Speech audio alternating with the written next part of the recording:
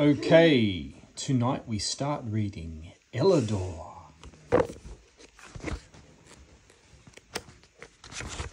Oops. Chapter 1, Thursday's Child. All right, said Nicholas. You're fed up. So am I. But we're better off here than at home. I wouldn't be as cold as this, said David. That's what you say. Remember how it was last time we moved? Newspapers on the floor and everyone sitting on packing cases? No, thanks. We're spent up, said David. There isn't even enough for a cup of tea. So what are we going to do? Please don't do that, Owen. Lay down. I don't know. Think of something. They sat on the bench behind the statue of Watt.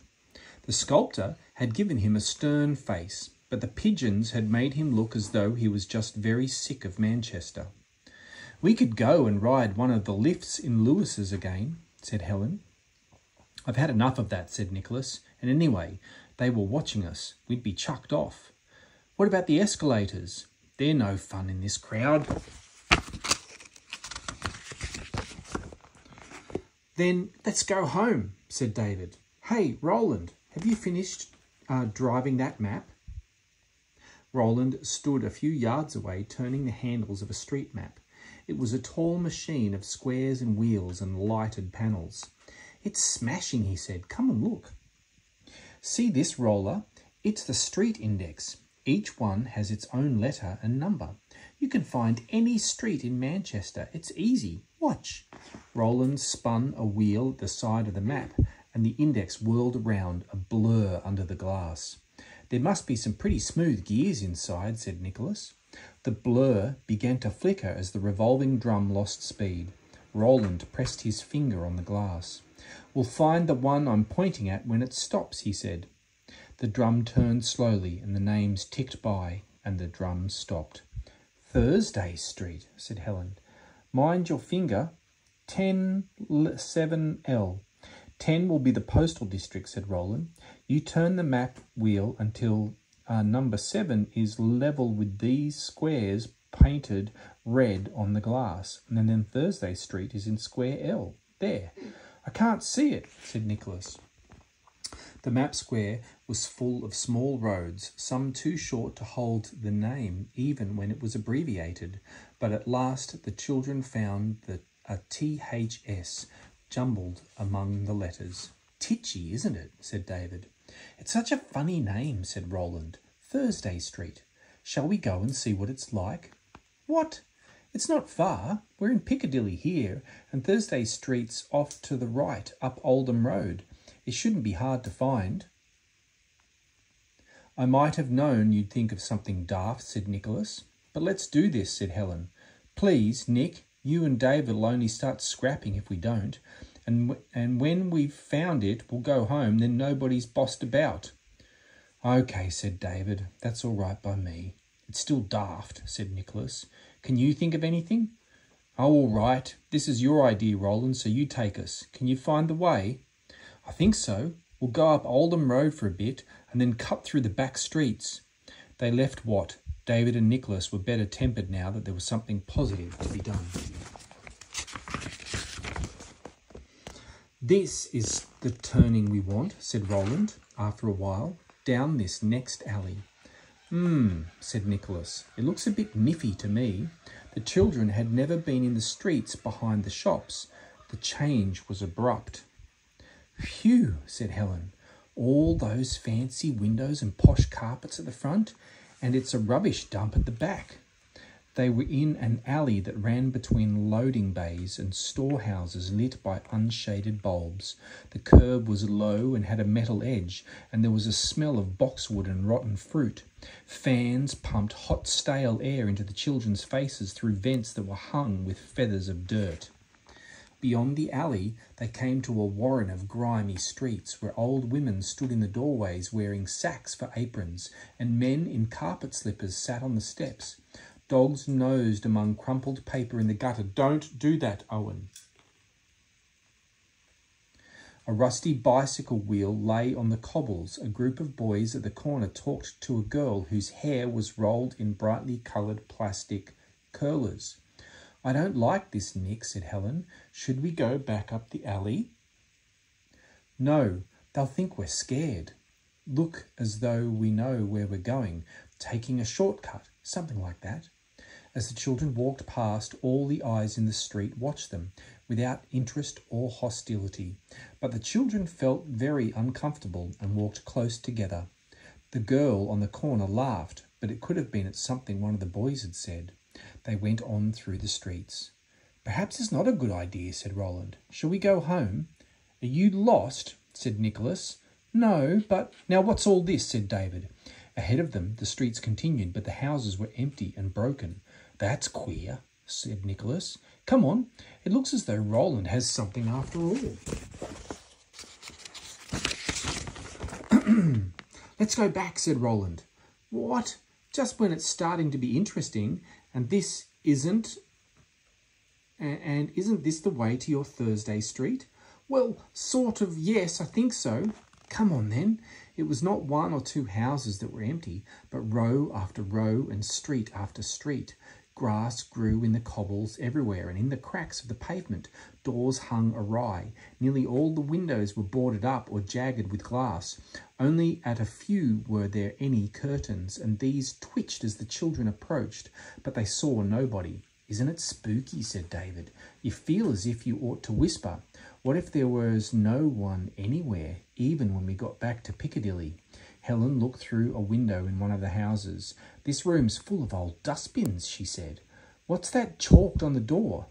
"Leave post at number 4. Number 4's empty too." "I shouldn't like to be here at night, would you?" said Helen. "I keep feeling like we're being watched," said Roland. "It's not surprising," said David, "with all these windows." "I felt it ever since we were at the map in Piccadilly," said Roland, "and all the way up Oldham Road." "Oh, come off it, Roland," said Nicholas. "You're always imagining things." "Look there," said David. "They've started to bash the houses down. I wonder if we'll see a demolition gang working. They do it with a big iron ball, you know. They swing it from a crane." Something had certainly hit the street they were in now, for only the fronts of the houses were standing, and the sky showed on the inside of the windows, and staircases led up a patchwork gable end of wallpaper.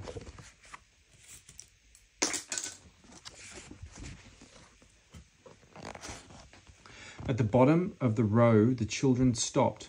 The streets continued, with cobbles and pavements and lampposts, but there were no houses, just fields of rubble. "Where's your Thursday street now?" said Nicholas. "There," said David. He pointed to a salvaged nameplate that was balanced on a brick heap.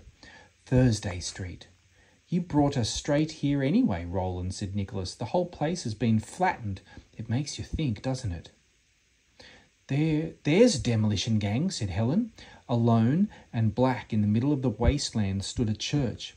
It was a plain Victorian building with buttresses and lancet windows, a steep roof but no spire, and beside it were a mechanical excavator and a lorry. "I can't see anybody," said Roland.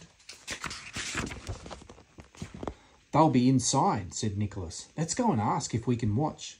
The children set off along what had been Thursday Street, but as they reached the church, even Nicholas found it hard to keep up his enthusiasm, for there was neither sound nor movement anywhere. "We'd hear them if they were working, Nick. They've gone home." David turned the iron handle on the door and pushed. The church clanged as he rattled the heavy latch, but the door seemed to be locked. "They wouldn't leave all this gear lying around," said Nicholas. "They may be having a tea break or something." "The lorry's engine's still warm," said Roland, "and there's a jacket in the cab. The tailboard's down too. They've not finished loading all this wood yet." "What is it?" "Smashed up bits of pew and floorboards." "Let's wait then," said Nicholas. "Is there anything else?" "No. Yes, there is. There's a ball behind the front wheel. Fetch it out. We'll have a game." Roland pulled a white plastic football from under the lorry, and then he stopped. "What's the matter?" "Listen," said Roland. "Where's the music coming from?" "What music? You're hearing things." No, listen, Nick, he's right." A fiddle was being played. The notes were thin and pitched high in the tune of sadness. Away from the children, an old man stood alone on the corner of a street under a broken lamp-post. He was poorly dressed and wore a crumpled hat. "Why is he playing here?" "Perhaps he's blind," said Helen. "Hadn't we better tell him where he is? He probably thinks there are houses all around him." "Blind people know things like that by echoes," said David. "Leave him alone. He may be practicing." "Oh, hurry up, Roland, we're waiting." Roland let go of the ball and kicked it as he fell. He was about 20 yards from the others, and he punted the ball to reach them on the first bounce, but instead it soared straight from his foot up and over their heads so quickly that they could hardly follow it, and the ball was still gaining speed and rising when it crashed through the middle lancet of the west window of the church. David whistled. "Bullseye, Roland. Do it again." "Shh," said Helen. "It doesn't matter. They're pulling the place down, aren't they?" "I didn't kick it very hard," said Roland. "Not much." "Never mind," said Helen. "I'll go and see if I can climb in." "We'll all go," said David. "No, stay here in case the gang comes back," said Helen, and she disappeared round the corner of the church. "Trust you to break a window," said Nicholas. "I'm sorry, Nick. I didn't mean to. I just kicked the ball and it seemed to fly by itself." "It flew by itself," said Nicholas. "Here we go again."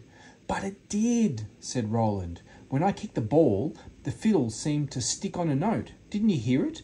It went right through my head, and it got worse and worse all the time the ball was in the air until the window broke. Didn't you hear the music?" "No, and I don't now, and I don't see your fiddler either. He's gone." "There's something odd, though," said David. "It was only a plastic ball, but it snapped the leading in the window." "Oh, it was certainly a good kick from old Roland," said Nicholas. "And listen, your fiddler's at it again." The music was faint, but although the tune was the same as before, it was now urgent. A wild dance, faster, higher, until the notes merged into one tone that slowly rose past the range of hearing. For a while the sound could still be felt, then there was nothing. "What's Helen doing?" said Nicholas. "Hasn't she found it yet?" "She may not be able to climb in," said David. "I'll go and see." "And tell her to hurry up," said Nicholas. "Okay." Nicholas and Roland waited. "I never knew there were places like this. Did you, Nick?" "I think it's what they call a slum clearance," said Nicholas. "A lot of the houses were bombed in the war, you know, and those that weren't are being pulled down to make room for new flats. That'll be why all those streets were empty. They're the next for the chop." Where do all the people live while the flats are being built?" said Roland. "I don't know. But have you noticed, if we'd carried on right across here, the next lot of houses aren't empty. Perhaps those people will move into the flats that are built here. Then that block of streets can be knocked down."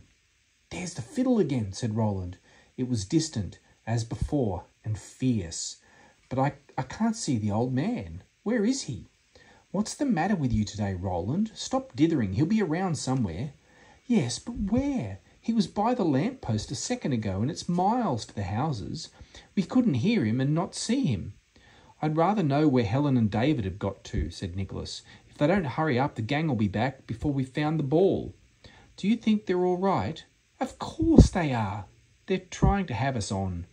"They may be stuck or locked in," said Roland. "They'd have shouted," said Nicholas. "No, they're up to something. You wait here.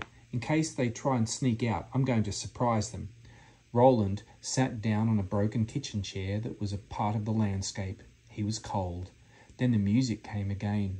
Roland jumped up, but there was no fiddler in sight, and he could not make out which direction the sound was coming from. "Nick!" The music faded. "Nick! Nick!" The wasteland was bigger in the late afternoon light, the air quiet, and the houses seemed to be painted in the dusk. They were as alien as a coastline from the sea, a long way off. A woman pushed a pram. "Nick!" Roland picked his way over the rubble to the other side of the church, and here he found a door which sagged open on broken hinges. 2 floorboards were nailed across the doorway. Roland climbed through into a passage with several small rooms leading off it. Water trickled from a fractured pipe. There were the smells of soot and cat. The rooms were empty except for the things that are always left behind. There were some mouldering Sunday school registers, a brass-bound Bible, a faded sepia photograph of the Whitsun procession of 1909, a copy of Curtin's Standard Temperance Reciter, presented to John Beddoes by the Pendlebury Band of Hope, February 1888. There was a broken saucer. There was a jam jar furred green with long dried water. Nick! Roland went through into the body of the church. The floorboards and joists had been taken away, leaving the bare earth. Everything movable had been ripped out down to the brick. The church was a cavern. Above Roland's head, the 3 lancets of the west window glowed like orange candles against the fading light. The middle lancet, the tallest, was shattered, and the glass lay on the earth, but there was no ball. Nick! Helen! David! Where are you? The dusk hung like mist in the church. Roland went back to the passage. At the end was a staircase. The banisters had been pulled out, but the steps remained. David! Nick, come down, please. Don't hide. I don't like it. No one answered. Roland's footsteps thumped on the stairs. 2 rooms opened off a landing at the top, and both were empty. Nick! The echo filled the church. Nick! Round and round his voice went, and through it came a noise. It was low and vibrant, like wind in a chimney. It grew louder, more taut, and the wall blurred, and the floor shook. The noise was in the fabric of the church. It pulsed with sound. Then he heard a heavy door open and close, and the noise faded away. It was now too still in the church, and footsteps were moving over the rubble in the passage downstairs. Who's that? Said Roland. The footsteps reached the stairs and they began to climb. Who's there? Do not be afraid, said a voice. Who are you? What do you want? The footsteps were at the top of the stairs. A shadow fell across the landing. No, cried Roland. Don't come any nearer. The fiddler stood in the doorway. I shall not harm you. Take the end of my bow and lead me. The stairs are dangerous. He was bent and thin. He limped. His voice was old. There looked to be no strength in him, and he was between Roland and the stairs. He stretched out his fiddle bow. Help me. Oh, all right. Roland put his hand forward to take the bow, but as he was about to touch it, a shock struck his fingertips, driving light through his forehead between his eyes. It was as though a shutter had been lifted in his mind, and in the moment before it dropped again he saw something, but it went so quickly that all he could hold was the shape of its emptiness. What did you see? See? I didn't see, through my fingers, see towers, like flame, a candle in darkness, a black wind. Lead me. Yes. Roland went down the stairs, a step at a time, dazed but no longer frightened. The church was somehow remote from him now, and flat, like a piece of stage scenery. The only real things were the fiddler and his bow. I heard your music, said Roland. Why were you playing so far away from people? I was near you. Are you not people? They had reached the bottom of the stairs and were standing on the earth floor of the church. Give me my bow. I can't stay, said Roland, but the old man put the fiddle to his shoulder. I'm looking for my sister and my 2 brothers. The old man began to play. And I must find them before dark. It was the wild dance. And we've a train to catch. What's that noise? Please, stop. It's hurting, please. The air took up the fiddle's note. It was the sound Roland had heard upstairs, but now it was louder, building waves that jarred the church and went through Roland's body until he felt that he was threaded on the sound. Please, now open the door. I can't, it's locked. Open it, there is little time. But now! Roland stumbled to the door, grasped the iron handle and pulled with all his weight. The door opened and he ran out onto the cobbles of the street, head down, driven by the noise. But he never reached the far pavement, for the cobbles were moving under him. He turned. The outline of the church rippled in the air and vanished. He was standing among boulders on a seashore, and the music died into the crash of the breakers and the long fall of surf.